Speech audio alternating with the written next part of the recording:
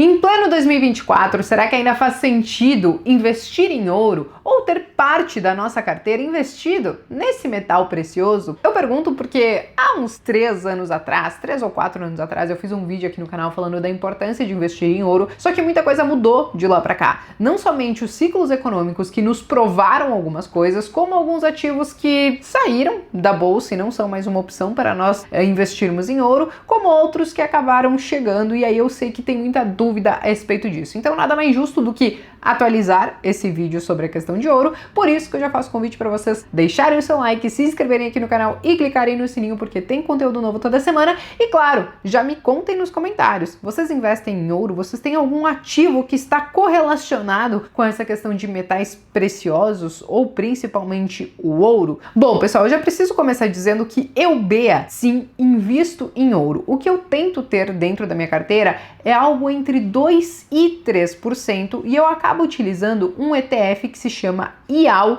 e que a gente encontra diretamente na bolsa lá fora. Antigamente, eu tinha ouro na carteira através do Gold 11, que é um ETF que nós temos na bolsa de valores aqui do Brasil. Mas a partir do momento que eu comecei a colocar o pezinho lá fora, investir diretamente lá fora, eu acabei optando então por colocar os meus ativos diretamente lá, até mesmo porque quando a gente investe, por exemplo, no ETF aqui no Brasil, nós estamos pagando 2 vezes a taxa de administração, porque ele é um ETF de um ETF, né? É um ETF que investe no ETF lá fora. A questão é, o porquê que eu, Bea, entendo que é importante ter ouro na carteira. Eu acho que esse é o primeiro ponto, né? Muitos pensam só na questão de proteção, mas para mim o principal é a questão de liquidez. Quando a gente fala de proteção, sim, tem um peso importante, porque o ouro ele é um ativo descorrelacionado geralmente com bolsa de valores. Então quando a gente tem bolsa caindo, geralmente o ouro está subindo e vice-versa. E por quê? Porque ouro é considerado, gente, um porto seguro para boa parte dos investidores. Quando tudo tá dando errado, quando o risco tá muito alto, aonde os investidores eles vão buscar segurança é justamente no ouro, que é algo valioso, que é algo que, apesar de nós termos em uma quantidade grande, é algo que sim tem a sua certa escassez. Então o ouro, gente, não adianta. Ele acaba servindo muito como essa questão de proteção. Quando mercados caem, o ouro acaba subindo. E até mesmo por isso que eu gosto de ter ele na carteira, porque ele tem essa previsibilidade e muitas vezes ele também serve como um termômetro para a gente entender o que o mercado está fazendo nesse momento. Quando a gente entende que o ouro esse ano já subiu aí mais de 30%, nós estamos entendendo que boa parte do mercado está enxergando talvez um risco elevado ou algum percentual de risco nos mercados diante de todos os fatores econômicos, não somente dos Estados Unidos, mas do mundo inteiro, e estão fazendo as suas alocações em ouro, porque a ideia é justamente que a gente compre essa proteção ou compre o famoso guarda-chuva antes de fato, né, de começar a chover. Então essa demanda por ouro tem sido relativamente grande e isso tem a ver com essa questão de ter proteção, né, na carteira, tem a ver dessa questão de previsibilidade, que a gente sabe o que o ouro vai fazer quando bolsa cai ou quando bolsa sobe, e para mim o principal motivo, gente, do porquê eu tenho ouro na carteira é pela questão de liquidez. E aí você deve estar se perguntando, como assim liquidez, Bea? Pois é, nós tivemos nesses últimos anos alguns ciclos de mercado e inclusive alguns crashes no meio do caminho que conseguiram comprovar algumas teorias que eu tinha para a questão de ouro, né? Que é essa questão de liquidez. Lá em 2020 nós tivemos o crash na bolsa de valores por conta da pandemia, então tudo caiu demais, 20, 25, 30%. E ouro simplesmente acabou disparando, não tem jeito, muitos foram atrás do porto seguro, né? E aí eu sempre tentei ter de 2 a 3% dentro da minha carteira. Quando bolsa de valores caiu muito e ouro subiu muito, então no final das contas, aqueles 2, 3% viraram mais de 5% dentro da minha carteira. E quando a bolsa de valores cai muito, o que nós investidores devemos fazer? Devemos seguir aportando e, se possível, potencializar os aportes quando o mercado tá lá na bacia das almas, quando tá tudo caindo. E aí, como o ouro ele acabou subindo muito na minha carteira, o que eu fiz? Eu vendi o excedente de ouro para voltar a ter 2, 3% da minha carteira, juntei com os aportes que eu já iria fazer normalmente e potencializei os meus aportes quando a bolsa estava lá no fundo. Então, ao meu ver, o ouro ele tem essa questão de proteção, tem a questão de previsibilidade, mas ele pode sim, nesses momentos de crashes, onde tudo, né, tá aquele banho de sangue, trazer um pouco mais de liquidez para que você consiga potencializar os seus aportes e comprar algumas coisas que podem estar super descontadas ali no momento, e que parece que é justamente nessas horas que a gente queria ter a fórmula do dinheiro infinito para poder comprar tudo que a gente quer de fato quando tá barato. Então, para mim, esse acaba sendo o principal motivo. E aí eu falei para vocês que eu faço isso muito, né, através do IAL, e aí eu quero trazer para vocês, então, qual é a questão de performance, como funciona essa questão de IAL e algumas outras opções que nós temos para acessar o ouro, tanto aqui no Brasil como lá fora. Bom, aqui no Brasil, gente, como eu falei para vocês antes, existe um ETF que se chama Gold 11. O Gold 11, ele investe em um outro ETF, né, de Gold, né, lá fora, que investe em ouro. Então, quando você investe no Gold 11 aqui, você paga a taxa de administração aqui e você paga a taxa de administração lá fora, porque é um ETF de ETF. Mas é uma opção que você tem aí, talvez, para se expor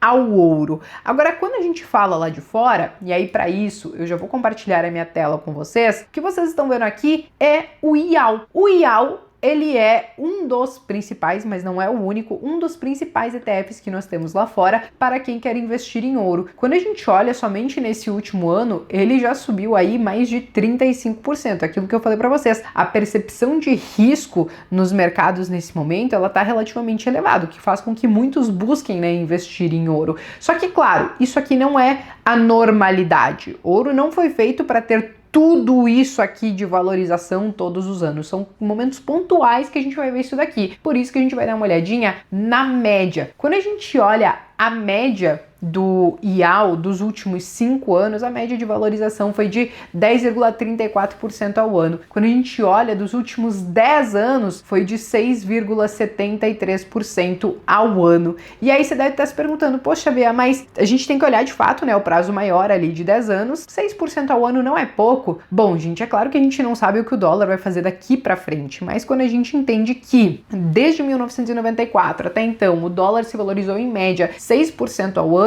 o seu ganho lá no final foi muito mais do que só 6% do ouro. Você também tem essa questão do fator cambial, e aí você tem uma rentabilidade aí de quase 12% se a gente considerar também esse fator cambial, o que não é nada mal, não é de se jogar fora. Mas vamos pensar somente nos 6% de fato do que o ouro acabou realizando nesses últimos 10 anos. Ao meu ver, ela é uma rentabilidade ok, principalmente quando a gente fala lá dos Estados Unidos, que é uma rentabilidade que tá acima, historicamente, né, das taxas de juros deles, tá acima também da inflação histórica deles, e tem o principal fundamento de trazer proteção e liquidez para dentro das carteiras. Não é para simplesmente ser um ativo que vai bombar, que vai ser explosivo, que vai ser um foguetinho e fazer a sua carteira brilhar muito. Ele vai ter aquele pedacinho de fato pensando na questão de proteção, mas tá aliado sim com uma rentabilidade até que ok, tá, gente? Então não é uma rentabilidade de se jogar fora, principalmente quando a gente entende que a função desse ativo não é, por exemplo, ser uma Nvidia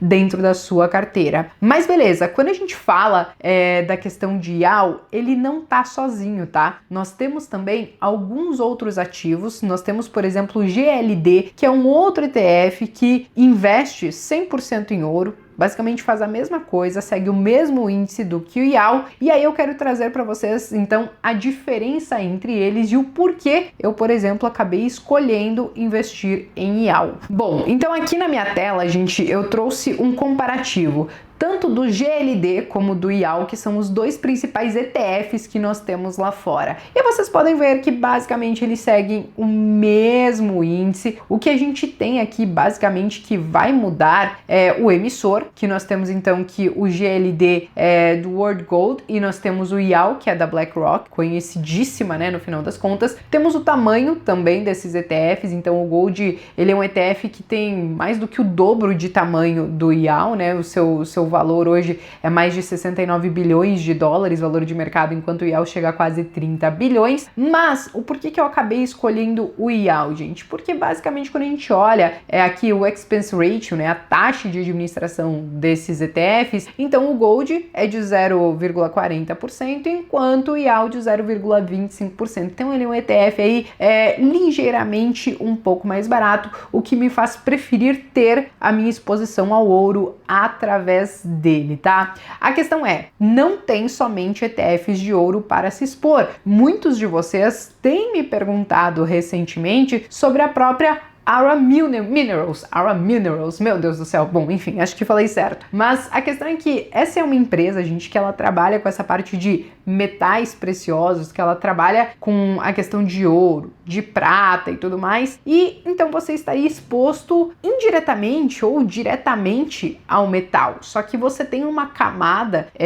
que te tira a exata exposição ao ouro, que você também depende de uma boa administração de empresa, eventualmente podem acontecer algumas notícias de questões regulatórias, questões ambientais que podem acabar impactando a empresa em si, e aí você não vai ter exatamente a mesma performance de ouro ao investir através, por exemplo, da Aura Minerals, né? Então, nós temos que sim, esse ano, por exemplo, ela subiu mais de 45%, até mais mesmo do que o próprio ouro, porque ela entregou bons resultados também, mas nós temos que entender que tem essa camada, né, de que podem acontecer algumas notícias, algumas questões relacionadas à gestão da empresa e resultado da empresa, que eventualmente podem não refletir exatamente a performance desse mercado de ouro, mas é uma opção sim. E quando a gente fala da Aura Mineral, ela tem BDR aqui no Brasil, com o ticker AURA33. Então sim, dá para investir diretamente lá fora, dá para investir também aqui no Brasil, seja através de alguma empresa, como é o caso dela, seja através dos ETFs que eu trouxe para vocês. O ponto é, eu, Bea, considero que sim, é importante ter um pedacinho de ouro, pensando principalmente na questão de liquidez e aí sim, depois na questão de proteção. Mas agora eu quero saber de vocês. Vocês acham que é importante ter ouro na carteira? Escrevam nos comentários que eu quero saber. Eu me despeço por aqui, mas vejo vocês então no próximo vídeo.